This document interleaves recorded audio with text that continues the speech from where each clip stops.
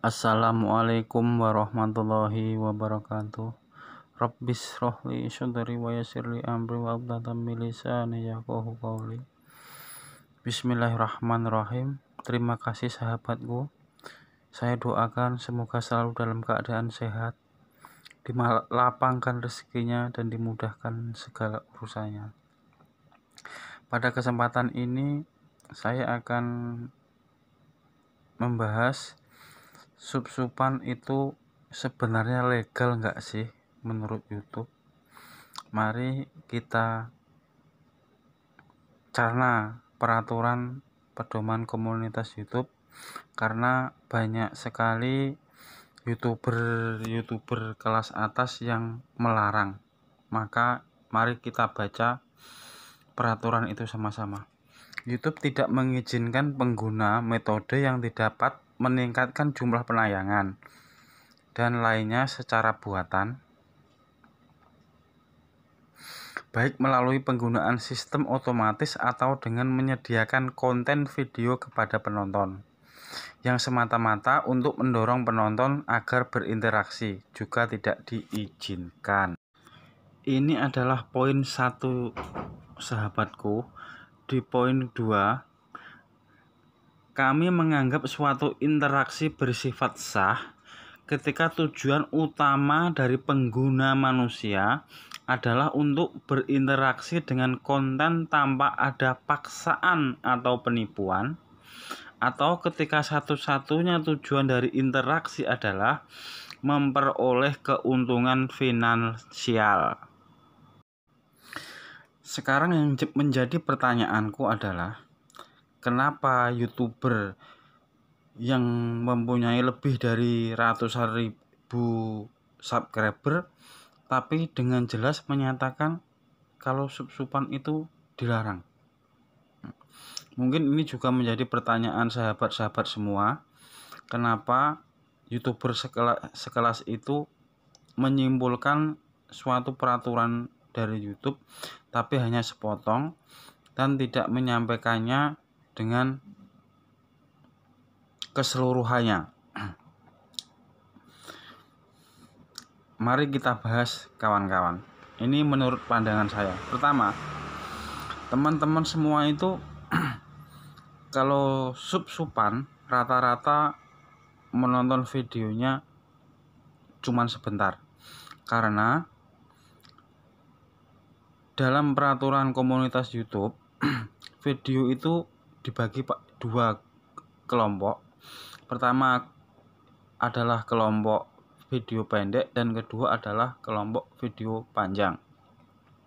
Maka jika teman-teman berinteraksi, mungkin saling komen atau subscribe pas video pendek, kalau 2 menit mungkin kemungkinan besar tidak terkena spam. Tapi kalau videonya panjang, kalau 2 menit rata-rata terkena spam. Begini sahabatku, YouTube itu sekarang sudah canggih alat-alatnya. Mungkin kalau peraturan lalu lintas, cara berkendara motor harus mempunyai SIM dan memakai helm. Ketika sahabat semua tidak memakai helm atau mempunyai SIM, kebetulan hari itu lewat di jalan itu dan gak ada polisi, secara otomatis tidak akan ditilang. Tapi jika ada polisi kan ditilang. Lain dengan YouTube saudaraku. YouTube itu mempunyai semacam Sistemnya begini, seandainya videonya pendek, mungkin ditentukan YouTube kalau video pendek sekian menit. Nah, saudaraku menontonnya kurang dari ketentuan YouTube, secara otomatis terkena spam. Itu saudaraku. Jadi, kalau kita menontonnya panjang, apakah kita akan terkena spam? Insya Allah kemungkinan besarnya enggak terkena spam. Karena di bagian atas tadi di peraturan YouTube tadi dijelaskan suatu interaksi palsu. Jadi yang dikatakan interaksi palsu adalah kita nggak nonton tapi pura-pura nonton, ya kan. Nah itu kan sebenarnya yang dianggap interaksi palsu. Jadi kalau saudaraku benar-benar nonton, waktunya cukup, berkomentar, ya insya Allah nggak masalah, YouTube nggak tahu, kemungkinan besar. Jadi yang ingin saya tekankan di sini adalah legal atau nggak legal tergantung teman-temanku. Bagaimana cara melakukannya? Mungkin kalau caranya salah, ilegal. Kalau caranya benar, legal. Teman-temanku, jujur ya, ini saya mau kasih contoh. Ada spam komentar dan ada spam subscriber. Ini adalah contoh subscriber spam atau kemungkinan besar diunsub. Tapi saya tidak mau berburuk sangka. Saya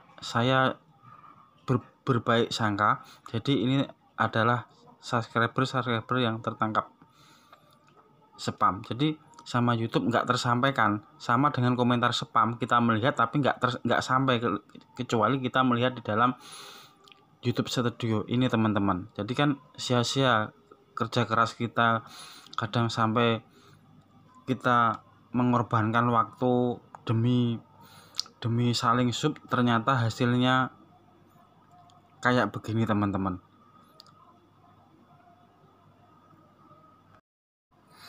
Kenapa saya berbaik sangka teman-teman? Karena subscribe aku itu tidak mengurang. Karena mungkin ini dampaknya berakibat waktu kita mengajukan monetisasi teman-teman. Jadi waktu monetisasi kan ditinjau sama YouTube.